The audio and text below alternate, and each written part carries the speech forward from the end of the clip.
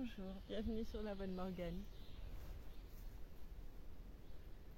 Si je me penche comme ça, est-ce que ça équilibre?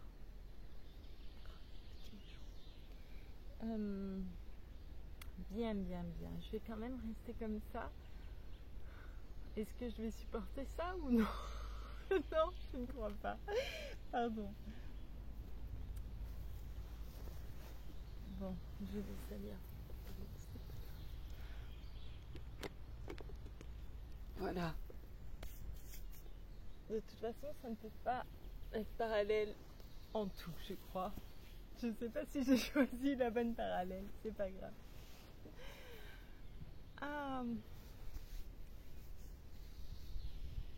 J'espère que vous allez bien. Je vais reprendre tout de suite la lecture de Jane Eyre, Charlotte Brontë. Comme vous êtes très loin, je ne sais pas où je porte mon regard exactement.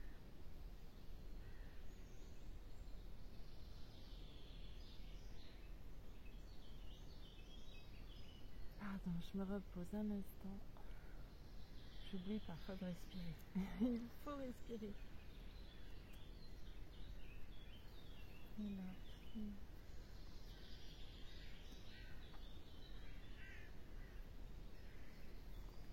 Chapitre 11. Un nouveau chapitre est comparable dans un roman à une nouvelle scène dans une pièce de théâtre. Et cette fois-ci, lecteur, lorsque je lève le rideau, il faut vous imaginer que c'est une chambre de l'auberge de Millcote que vous voyez, l'auberge de Roi George, avec des murs tapissés d'un papier à gros motifs, un tapis, un mobilier, une garniture de cheminée, des gravures, comme en ont les chambres d'auberge. Parmi ces gravures, notons un portrait de George III, un portrait du prince de Galles, enfin la mort de Wolfe. Tout ceci est visible pour vous à la lueur d'une lampe à huile suspendue au plafond et à celle d'un bon feu auprès duquel je suis assise avec mon manteau et ma capote. Mon manchon et mon parapluie sont posés sur la table. Engourdi et transi, après 16 heures de voyage durant lesquelles je fus exposée à l'humidité glaciale de ce jour d'octobre, j'essaie de me réchauffer. J'ai quitté l'automne à 4 heures du matin et 8 heures sonnent en ce moment à l'horloge de Millcote. Bien que j'ai l'air d'être confortablement installée, lecteur, je n'ai pas l'esprit très tranquille. J'avais pensé que quelqu'un se serait trouvé à l'arrivée de la diligence pour me recevoir. Tout en descendant les marches de l'escabeau de bois que le jeune valet avait mis pour ma commodité, j'avais regardé anxieusement alentour, espérant entendre prononcer mon nom et voir quelques véhicules en attente pour me conduire à Thornfield. Je n'avais rien vu de tel et quand je demandai à un garçon s'il était venu quelqu'un s'informer au sujet d'une certaine Miss Eyre, sa réponse fut négative. Il ne me resta donc qu'à me faire introduire dans une pièce particulière, celle où j'attends, tandis que toutes sortes de doutes, voire la crainte, troublent mes pensées. C'est une sensation très étrange pour un être jeune et sans expérience que de se sentir tout à fait seul dans le monde. Emporté à la dérive, tout lien rompu, incertain d'atteindre le port vers lequel il fait route, empêché par de nombreux obstacles de revenir vers ce qu'il a quitté. Le charme de l'aventure adoucit cette sensation. La flamme de l'orgueil l'anime de sa chaleur, mais bientôt les sourdes pulsations de la peur y apportent leur trouble. Aussi, lorsqu'une demi-heure se fut passée et que je me vis toujours seule, ce fut la peur qui domina en moi. J'eus alors l'idée de sonner.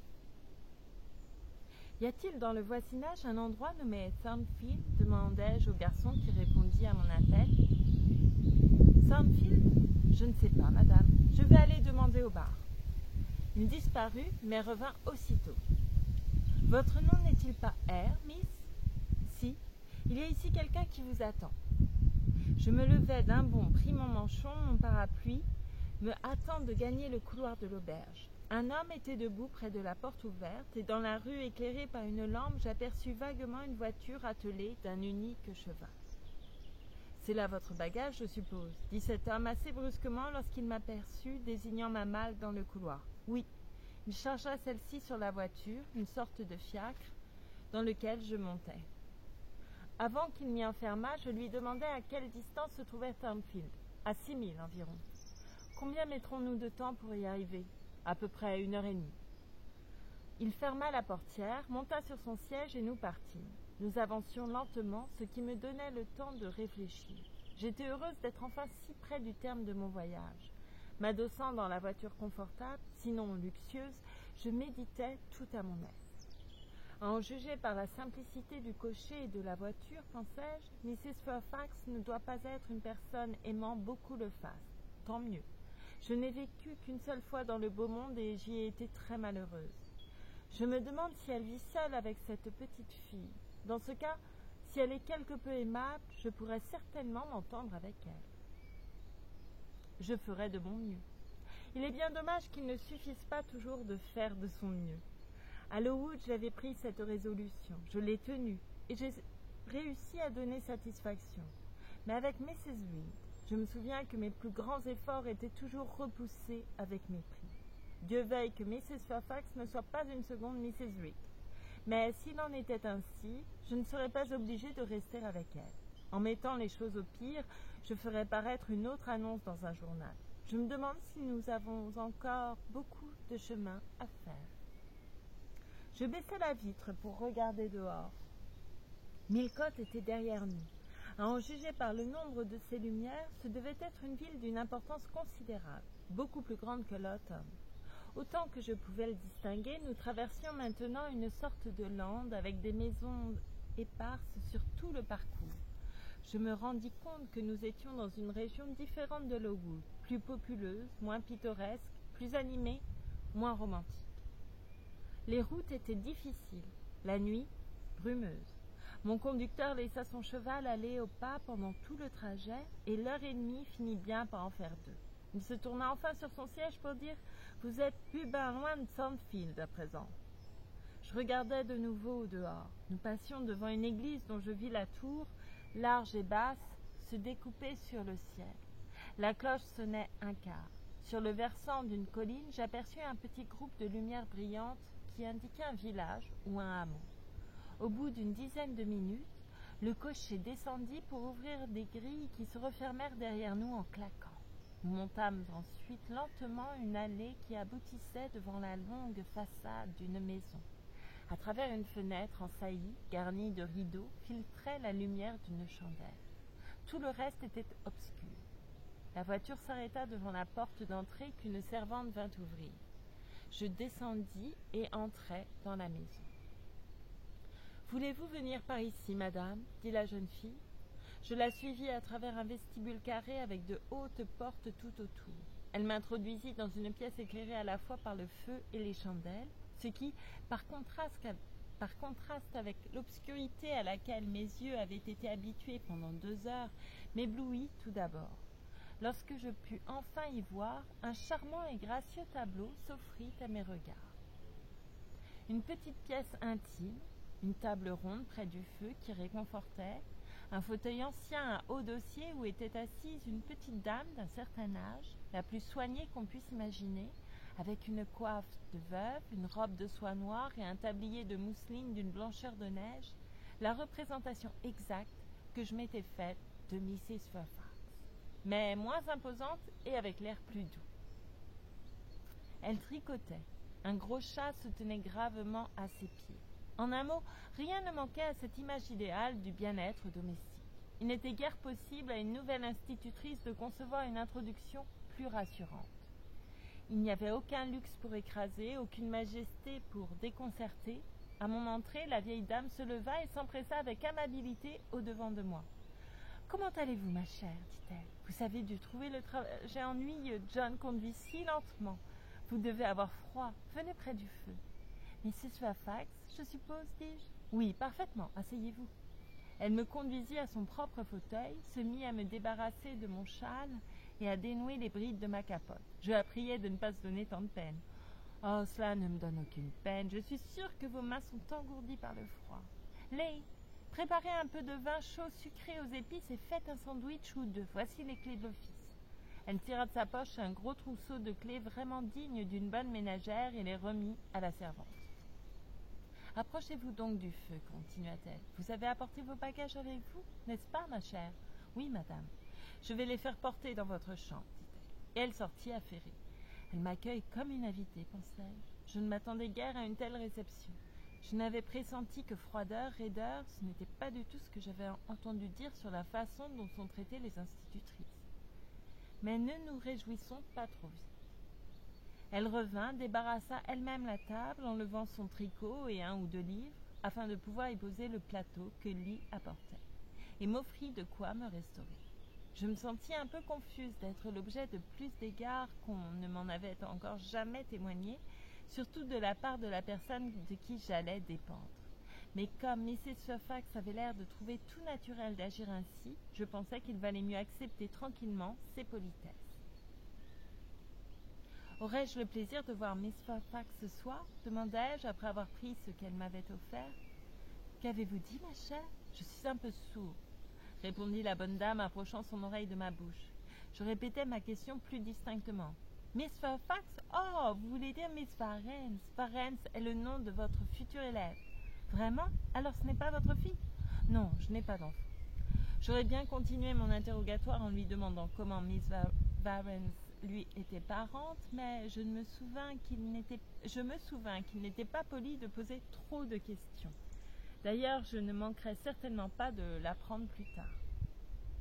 « Je suis si contente, reprit-elle, s'asseyant en face de moi et prenant le chat sur ses genoux. Je suis si contente que vous soyez venu. Ce sera dorénavant très agréable de vivre ici avec une compagne. Sans doute est-ce toujours agréable. Sandfield est un beau vieux manoir, un peu négligé peut-être depuis ces dernières années, mais encore respectable. Cependant, vous savez bien qu'en hiver, on se sent triste toute seule, même dans les plus belles résidences. Je dis seule.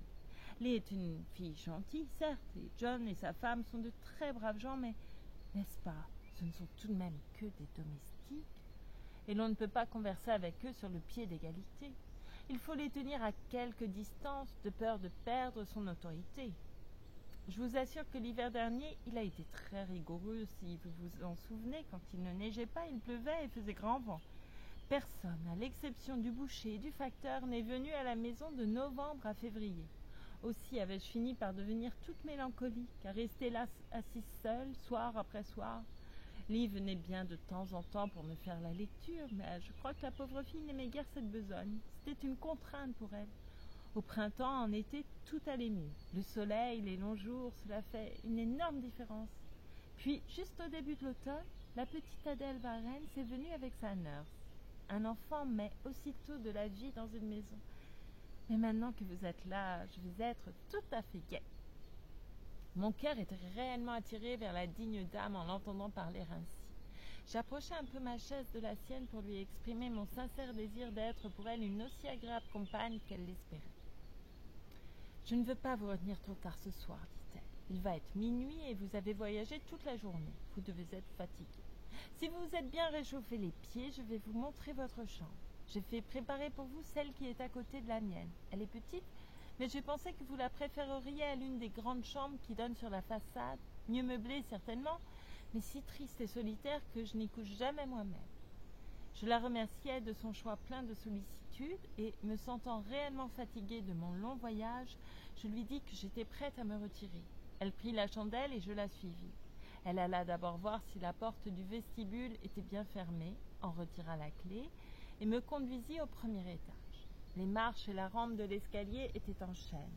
La haute fenêtre à petits carreaux qui l'éclairaient, la longue galerie sur laquelle donnaient les portes des chambres à coucher avait l'air d'appartenir plutôt à une église qu'à une maison. Dans l'escalier et la galerie, l'air était froid comme dans un caveau et suggérait de sombres pensées d'infini, de solitude.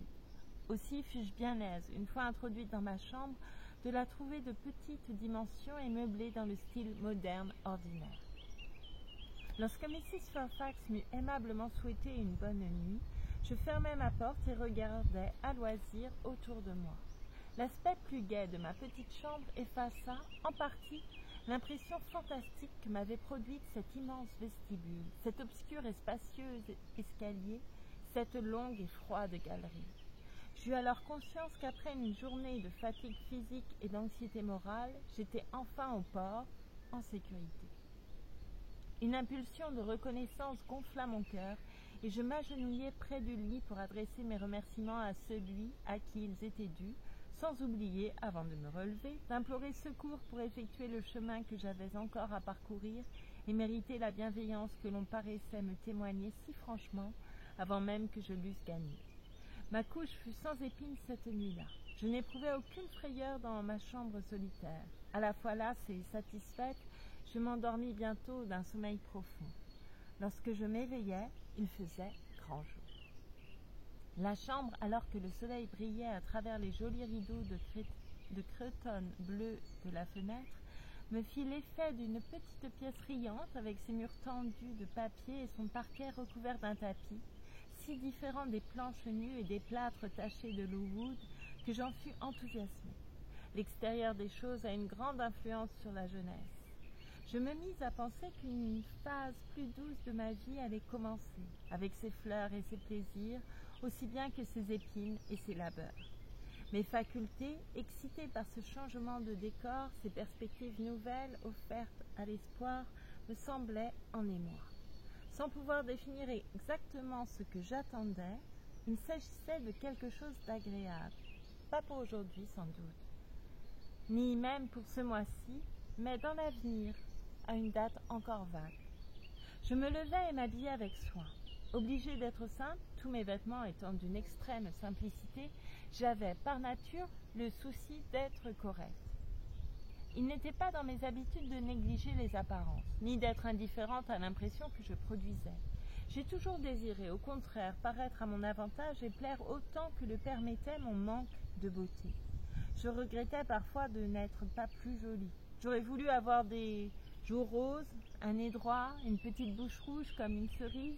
J'aurais aimé être grande, avoir un port majestueux, une taille délicatement épanouie. C'était un malheur pour moi d'être si petite, si pâle, d'avoir des traits si irréguliers, si marqués. Pourquoi avais-je ces aspirations, ces regrets? Il serait difficile de le dire. Je ne pouvais alors l'expliquer à moi-même de façon précise. J'avais pourtant une raison logique, naturelle. Lorsque j'eus soigneusement brossé mes cheveux, mis ma robe noire, véritable robe de Cakeress, qui avait du moins le mérite de m'aller très bien, ajusté ma collerette d'une blancheur immaculée, je me dis, cependant, que je pouvais décemment paraître devant Mrs. Fairfax sans craindre de voir ma nouvelle élève s'éloigner de moi dans un sursaut d'antipathie. Après avoir ouvert la fenêtre de ma chambre et m'être assuré que je laissais tout en bon ordre sur la table de toilette, je m'aventurai à sortir. Je traversai la longue galerie recouverte d'une natte, descendis les marches de chêne glissantes et gagnai le vestibule. Je m'y arrêtai un instant pour regarder quelques tableaux accrochés au mur. L'un d'eux, je m'en souviens, représentait un homme à l'aspect farouche, portant en cuirasse. Un autre représentait une dame aux cheveux poudrés qui avait un collier de perles. Une lampe de bronze suspendue au plafond et une grande horloge dont la caisse en chêne, curieusement sculptée, était devenue d'un noir d'ébène sous l'effet du temps et à force d'être frottée. Tout me paraissait imposant et superbe. Il faut dire que j'étais bien peu habituée au luxe à ce moment-là. La porte du vestibule vitré jusqu'à mi-hauteur étant ouverte, j'en franchis le seuil. C'était une belle matinée d'automne. Le soleil, haut dans le ciel, brillait avec sérénité sur l'or bruni des bosquets et sur les prés encore verts. M'avançant sur la pelouse, j'examinais la façade de la demeure. Elle était haute de 3 étages et, sans être très vaste, avait d'imposantes proportions. On eût plutôt dit le manoir d'un gentilhomme que le château d'un lord. Avec ses créneaux saignant le faîte, elle avait un air pittoresque. La façade grise se détachait distinctement sur le fond d'arbres dont les locataires croissants volaient alors au-dessus de la pelouse et du parc pour aller se poser sur une vaste prairie, par-delà le fossé qui les séparait, où une rangée de vieux aubépins puissants, noueux et gros comme des chênes donnait immédiatement l'étymologie du nom du manoir. Au loin s'élevaient des collines, moins hautes, moins escarpée que celles qui entouraient le Wood, ne donnant pas l'impression d'une muraille qui séparait du monde vivant. Ces collines étaient cependant assez tranquilles et solitaires, et paraissaient enfermer Thornfield dans un isolement que je ne m'étais pas attendu à trouver aussi près de la ville mouvementée de Millcote. Les maisons d'un petit hameau dont les toits se mêlaient aux arbres étaient éparpillées au flanc d'une de ces collines. L'église du district était plus près de Thornfield. Au-delà d'un monticule, entre la maison et les grilles, on apercevait le sommet de sa vieille tour. J'étais là, jouissant de ce calme paysage et de l'agréable fraîcheur de l'air, écoutant avec délice le croassement des corneilles, contemplant la grande façade grisâtre du manoir et pensant que c'était une bien vaste demeure pour une petite dame seule comme Mrs. Fairfax, lorsque celle-ci parut à la porte. « Comment, déjà dehors ?» dit-elle. « Je vois que vous vous levez tôt. » J'allai à sa rencontre. Elle m'embrassa et me serra la main avec affabilité. « Est-ce que Thornfield vous plaît ?» me demanda-t-elle. « Oh oui, beaucoup, » lui répondis-je. « C'est en effet une belle résidence, dit-elle, mais je crains que tout ne s'y détériore si Mr. Rochester ne se décide pas à venir l'habiter continuellement, ou du moins à y faire de plus fréquentes visites. Les grandes maisons, les belles terres exigent la présence de leurs propriétaires. »« Mr. Rochester » m'écriai-je. « Qui est-ce ?»« Le propriétaire de Thornfield, » répondit-elle tranquillement. « Ne saviez-vous pas qu'il s'appelait Mr. Rochester ?»« Non, certes, je ne le savais pas. Je n'avais jamais encore entendu parler de lui. La vieille dame semblait considérer son existence comme un fait universellement connu dont tout le monde devait être au courant d'instinct. Je croyais, continuai-je, que Thornfield vous appartenait. À moi, mon enfant, grand Dieu! Quelle idée! À moi!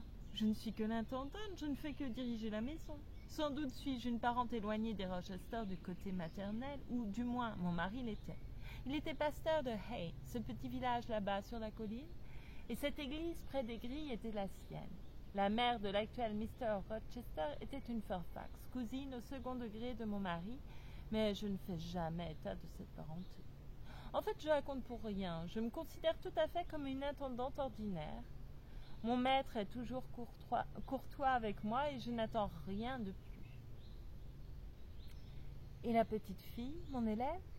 Elle est la pupille de Mr. Rochester. Il m'avait chargé de lui trouver une institutrice. Il a, je crois, l'intention de la faire élever dans le comté. La voici qui vient avec sa bonne. C'est ainsi qu'elle appelle sa nurse. Tel était donc le mot de l'énigme. Cette bonne et aimable petite veuve n'était pas une grande dame, mais une employée comme moi. Je ne l'en aimais pas moins pour cela. Bien au contraire, je me sentais plus satisfaite que jamais. Entre elle et moi, l'égalité était réelle, et non le simple résultat d'une condescendance de sa part. Tant mieux, ma position n'en était que plus libre. Tandis que je méditais sur cette découverte, une fillette, suivie de sa nurse, accourut sur la pelouse. Je regardais mon élève qui, de prime abord, ne parut pas faire attention à moi. C'était une enfant pouvant avoir 7 ou 8 ans, frêle, au visage pâle, aux traits fins, avec une abondante chevelure retombant en boucle jusqu'à la taille. « Bonjour, Miss Adèle, dit Mrs. Fairfax. Venez parler à la demoiselle qui va vous faire travailler, afin que vous deveniez un jour une femme instruite. » Elle s'approcha. « C'est là ma gouvernante ?» dit-elle en me désignant et en s'adressant à sa nurse qui répondit. « Mais oui, certainement. »« Sont-elles des étrangères ?» demandai-je, ébahi de les entendre parler français. La nurse est étrangère et Adèle est née sur le continent, qu'elle a dû quitter pour la première fois il y a moins de 6 mois. À son arrivée, elle ne savait pas un mot d'anglais. Maintenant, elle se débrouille et le parle un peu. Mais je ne la comprends pas. Elle y mêle tant de mots français. Mais vous arriverez très bien à la comprendre, j'en suis sûre. J'avais heureusement eu l'avantage d'apprendre le français avec une Française, prenant soin de saisir toutes les occasions de converser avec Madame Pierrot. J'avais en outre, durant ces 7 dernières années, appris par cœur, chaque jour, un texte français, m'appliquant à soigner mon accent, à imiter d'aussi près que possible la prononciation de mon professeur, ce qui m'avait fait acquérir quelques facilités pour parler assez correctement cette langue. Il était donc peu probable que je fusse embarrassée avec mademoiselle Adèle. Quand elle sut que j'étais son institutrice, elle vint me serrer la main. En la conduisant à la maison pour le petit déjeuner, je lui adressai quelques phrases en français. Tout d'abord, elle répondit brièvement, mais lorsque nous fûmes assises à table et qu'elle m'eut examiné pendant une dizaine de minutes de ses grands yeux brun clair, elle se mit soudain à bavarder. « Ah !» s'écria-t-elle en français, « vous parlez ma langue aussi bien que Mr. Rochester. Je puis causer avec vous comme avec lui. Sophie aussi. Elle va être contente, personne ici ne la comprend. Madame Fairfax ne parle qu'anglais. Sophie est ma bonne. Nous avons traversé la mer ensemble sur un grand bateau dont la cheminée fumait. Comme elle fumait. J'ai été malade, Sophie aussi. Mr. Rochester aussi. Mr. Rochester s'était étendu sur un canapé dans une belle pièce qu'on appelait le salon. Sophie et moi avions des petits lits dans une autre pièce. J'ai failli tomber du mien, une vraie planche. Et vous, mademoiselle, comment vous appelez-vous? R. Jane R. R. Bah, je ne sais pas prononcer ce nom. Enfin, le matin, en petit jour, notre bateau s'est arrêté dans une grande ville aux maisons très noires et enfumées, qui ne ressemblaient pas du tout à la jolie ville proprette que je venais de quitter. Mr. Rochester m'a prise dans ses bras pour franchir la passerelle et me porter à terre. Sophie suivait. Nous sommes alors tous montés dans une voiture qui nous a conduits dans une grande et belle maison, plus grande et plus belle que celle-ci, un hôtel. Nous y sommes restés près d'une semaine. J'allais tous les jours avec Sophie dans un endroit spacieux rempli d'arbres et de verdure qu'on appelait le parc. Beaucoup d'autres enfants y venaient aussi. Il s'y trouvait un bassin avec de jolis oiseaux que je nourrissais de miettes de pain. « La comprenez-vous lorsqu'elle parle aussi vite ?» demanda Mrs. Fairfax. Je la comprenais très bien car j'avais été habituée à la volubilité de Madame Pierrot. « J'aimerais bien, continua la bonne dame, que vous lui posiez une ou deux questions au sujet de ses parents. Je me demande si elle se souvient d'eux. Dites-moi, Adèle, avec qui viviez-vous quand vous habitiez cette jolie ville proprette dont vous avez parlé? Autrefois, je vivais avec maman, mais elle s'en est allée chez la Sainte Vierge.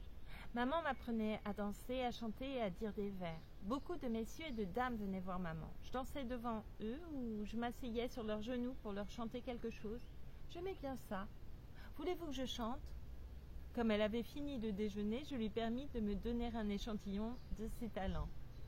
Elle descendit de sa chaise, vint se mettre sur mes genoux, puis, croisant gravement ses petites mains devant elle, rejetant ses boucles en arrière et levant les yeux au plafond, se mit à chanter un air d'opéra.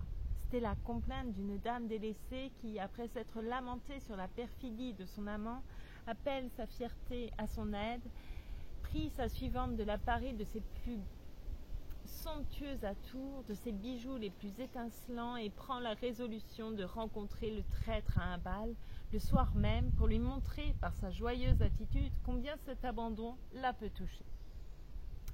Le sujet en paraissait étrangement choisi pour une enfant. Sans doute le piquant de la chose résidait-il dans le fait d'entendre les accents de l'amour et de la jalousie modulés par des lèvres enfantines. C'était de très mauvais goût, du moins à mon avis. Adèle chanta la canzonette d'une voix assez mélodieuse et avec la naïveté de son âge. Quand elle eut achevé, elle sauta de mes genoux et me dit « Maintenant, mademoiselle, je vais vous réciter une fable. » Prenant une attitude, elle commença « La Ligue des rats, fable de La Fontaine ». Elle déclama alors la petite pièce, prenant bien garde à la ponctuation, à l'intonation, avec des inflexions de voix, une justesse de geste très rare chez une enfant de son âge et qui prouvait qu'elle avait été formée avec soin. « Est-ce votre maman qui vous a appris cette fable ?» demandai-je. « Oui, et voici comment elle la disait. »« Qu'avez-vous donc ?» lui dit un de ces rats. « Parlez ?»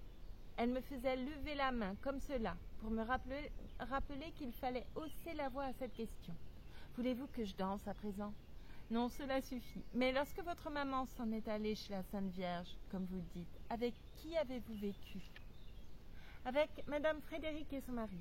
Elle s'est occupée de moi, mais elle ne m'est pas parente. Elle devait être pauvre, car sa maison n'était pas aussi belle que celle de maman.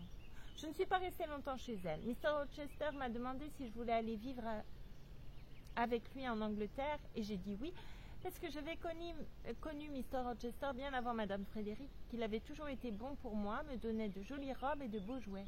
Mais vous voyez, il n'a pas tenu parole. Après m'avoir amené en Angleterre, il est reparti. Je ne le vois jamais. Après le petit déjeuner, nous nous retirâmes, Adèle et moi, dans la bibliothèque qui devait, paraît-il, selon les ordres de Mr. Rochester, servir de salle d'études. La plupart des livres étaient enfermés sous clé des bibliothèques vitrées. L'une d'elles, cependant, qui contenait tout ce qui était nécessaire à un enseignement élémentaire, ainsi que plusieurs volumes de littérature facile, de poésie, de biographie, de voyage, quelques romans, etc., n'étaient pas fermés. Mr. Rochester avait sans doute estimé que c'était là tout ce qu'il faudrait à l'institutrice pour ses lectures personnelles. En effet, cela me suffisait amplement pour le moment. En comparaison des rares ouvrages que j'avais pu de temps en temps glaner à Lowood, ceci semblait m'offrir une abondante moisson pour me divertir et m'instruire. Dans cette pièce, il y avait aussi un piano droit tout neuf, d'une excellente sonorité, un chevalet pour peindre et 2 mapes-mondes. Je trouvais mon élève assez docile, bien que peu disposée à l'application. Elle n'avait jamais pris l'habitude de se soumettre à une occupation régulière. Je sentis que, pour commencer, il serait peu judicieux de la retenir trop longtemps. Aussi, après avoir beaucoup parlé avec elle et réussi à la faire travailler un peu, voyant que midi approchait, je lui permis de retourner auprès de sa nurse. Je me proposais alors d'occuper mon temps jusqu'à l'heure du déjeuner à faire quelques petits croquis à son intention. Comme je montais chercher mon carton à dessin et mes crayons, Mrs. Fairfax m'appela. « Votre classe du matin est terminée, je suppose, dit-elle. » La pièce dans laquelle elle se trouvait avait sa porte ouverte à 2 battants. Je vis en entrant qu'elle était grande, majestueuse, avec des sièges et des rideaux pourpres, un tapis de Turquie, des boiseries en noyer, une immense fenêtre aux somptueux vitraux de couleur et un très haut plafond aux riches moulures. Mrs. Fairfax époussetait des vases en beaux spathes rouges posés sur le buffet. « Quelle pièce magnifique !» m'écriai-je en regardant autour de moi, car je n'avais encore jamais rien vu de si imposant. « Oui, c'est la seule à manger. Je viens d'ouvrir cette fenêtre pour laisser entrer un peu d'air et de soleil. Tout devient si humide dans ces appartements rarement habités. Le salon là-bas donne l'impression d'un caveau. » Elle désigna du doigt une grande baie voûtée correspondant à la fenêtre et qui était tendue, comme elle, de draperies de tir présentement relevées. J'y accédai par 2 larges marches. La vision que j'eus à travers cette baie me parut féerique. Tout ce que j'apercevais au-delà se révélait une merveille à mes yeux inexpérimentés. Ce n'était cependant qu'un très joli salon ouvrant sur un boudoir avec des tapis blancs sur lesquels d'élégantes guirlandes de fleurs semblaient posées. Les plafonds, ornés de moulures faites de grappes, de raisins et de feuilles de vigne d'une blancheur de neige, formaient un splendide contraste avec les canapés et les ottomanes d'un rouge éblouissant. La cheminée, en marbre blanc de Paros, était ornée d'étincelants cristaux de bohême couleur de rubis et, entre les fenêtres, de grandes glaces reflétaient ce mélange de neige et de feu. « Avec quel soin vous entretenez ces pièces, Mrs. Fairfax, dis-je. Pas de poussière, pas de housse. Si l'air n'y était si frais, on les croirait quotidiennement habitées. Avec quel... Voyez-vous, Miss Eyre, si les visites de Mr. Rochester sont rares, elles sont toujours soudaines et inattendues. Comme j'ai remarqué qu'il était désagréable de trouver les meubles recouverts de mousse et d'assister à son arrivée au remue-ménage d'une installation, j'ai pensé qu'il valait mieux tenir la maison toujours prête à le recevoir. Mr. Rochester est-il un homme exigeant, difficile? Non, pas spécialement, mais il a les goûts et les habitudes d'un gentleman et veut que tout soit fait en conséquence. Vous plaît-il? L'aime-t-on d'une façon générale? Oh oui, la famille a toujours été respectée dans le pays. Presque toutes les terres du voisinage, à perte de vue, appartiennent aux Rochester de temps immémorial. Mais laissons ces terres en dehors de la question, l'aimez-vous? L'aime-t-on pour lui-même? Oh, moi, je n'ai aucune raison de ne pas l'aimer. Je crois que ses fermiers le considèrent comme un maître juste, généreux, mais il n'a jamais beaucoup vécu parmi eux. N'a-t-il aucune singularité? Enfin, quel est son caractère? Oh, son caractère me paraît irréprochable. Il est peut-être un peu bizarre. Il a beaucoup voyagé et a dû voir pas mal de choses. Je le présume intelligent, mais je n'ai jamais beaucoup conversé avec lui. En quoi est-il bizarre? Je ne sais pas. Ce n'est pas facile à expliquer.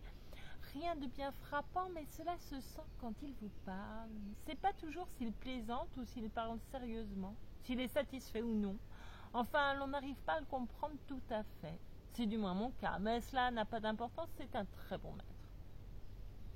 Ce fut tout, l'éclaircissement que je pus obtenir de Mrs. Fairfax sur son maître et le mien.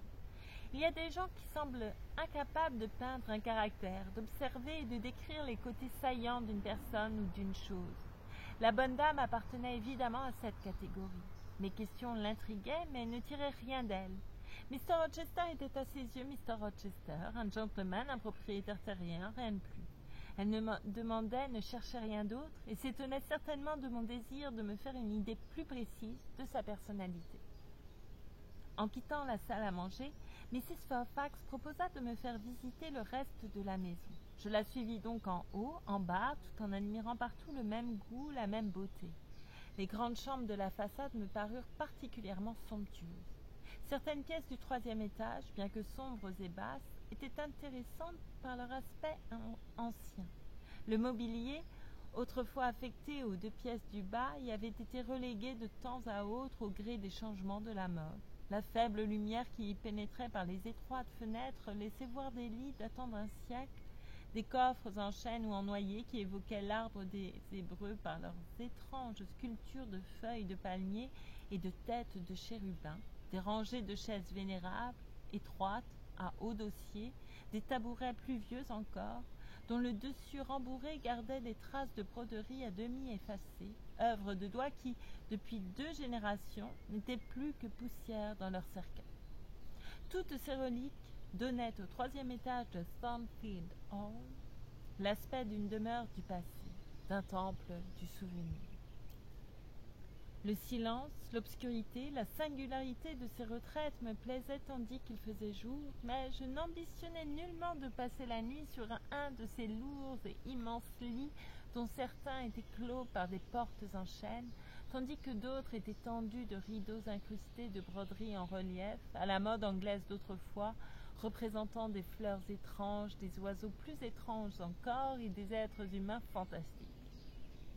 Tout cela eût paru insolite à la lueur blafarde de la lune. « Les domestiques couchent-ils dans ces chambres » demandai-je. « Non, ils occupent une rangée de pièces plus petites situées derrière. Personne ne couche jamais ici. On pourrait presque dire que s'il y avait un fantôme à Thornfield Hall, c'est cet endroit qu'il entrait. »« C'est bien ce que je pense. Ainsi donc, vous n'avez pas de fantôme. »« Pas à ma connaissance, » reprit Mrs. Fairfax en souriant. « La tradition n'en mentionne aucun. Il n'y a pas de légende, pas d'histoire de revenants. » Je ne crois pas. Cependant, on dit que les Rochester ont été en leur temps une race plutôt violente que paisible. C'est peut-être d'ailleurs la raison pour laquelle ils reposent tranquillement à présent dans leur tombeau. Oui, après l'agitation fiévreuse de la ville, ils dorment bien, murmurai-je. Où allez-vous maintenant, Mrs. Fairfax, lui dis-je, la voyant s'éloigner.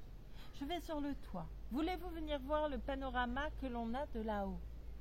Je la suivis encore par un escalier très étroit qui conduisait sous les combles, puis de là, par une échelle et à travers une trappe, jusque sur le toit du manoir. J'étais à présent au niveau de la colonie de corneilles que je pouvais voir dans leur nid, me penchant par-dessus les créneaux et regardant tout en bas. J'examinais la propriété, étalée comme une carte. La pelouse brillante et veloutée entourant étroitement la base grise de la maison, la prairie, vaste comme un parc, ponctuée de ces vieux arbres, le bois bruni, flétri, coupé par un sentier visiblement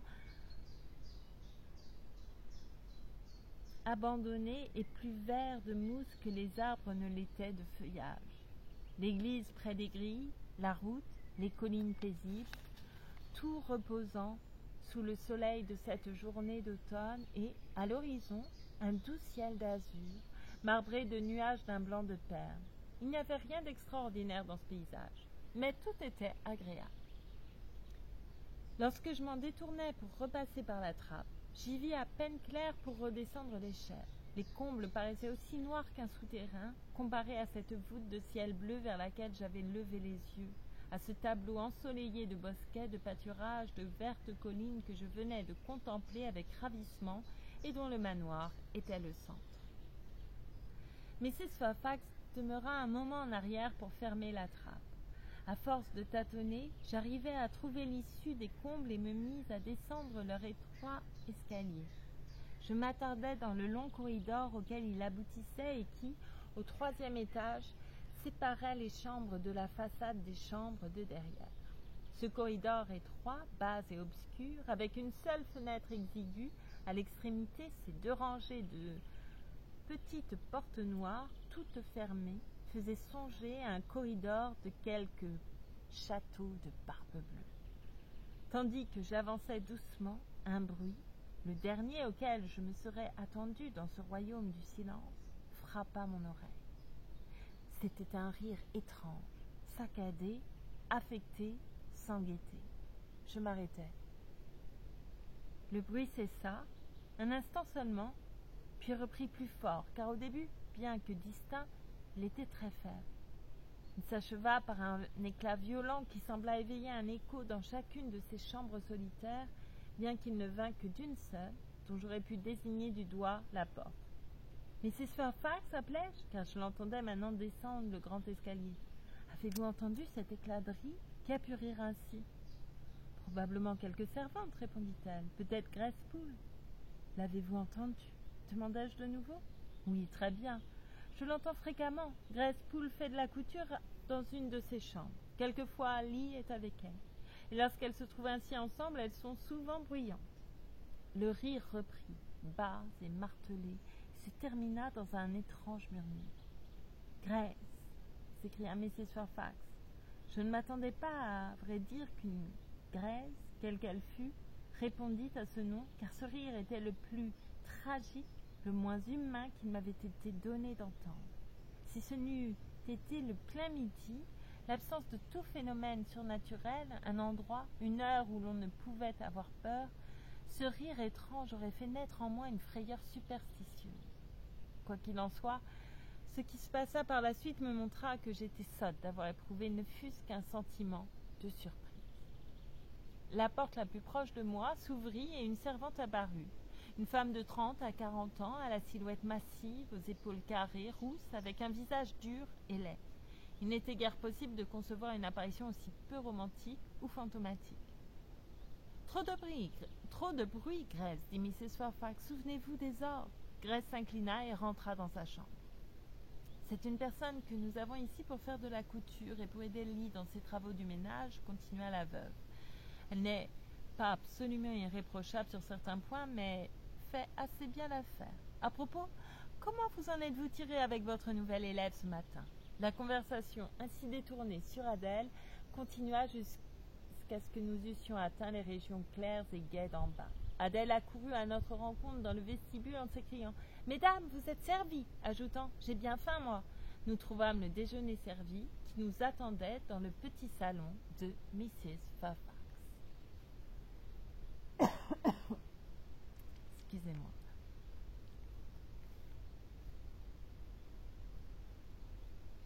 Qui croise la fatale entrée de Duncan sous mes remparts.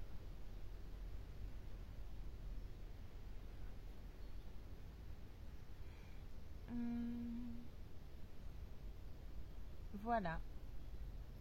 Nous avons eu la description des lieux. Pas mal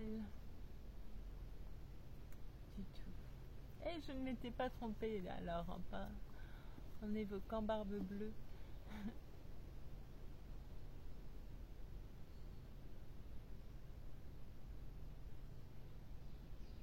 Pardon, il y a une buse là-bas qui voltige. Et je suis, encore une fois, mon attention est détournée si facilement.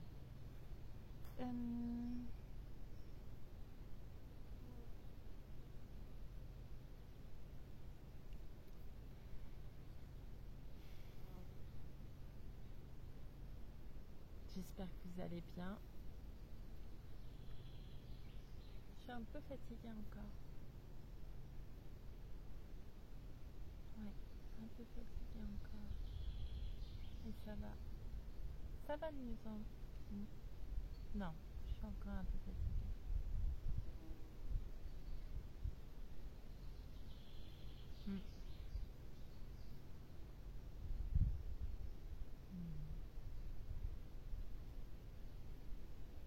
Je vous remercie beaucoup pour votre écoute. Je vous souhaite, je sais pas, beaucoup de douceur.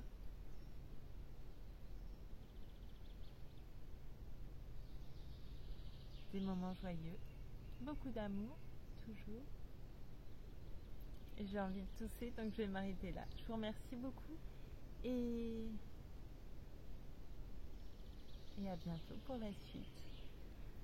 Je vais aussi reprendre la recherche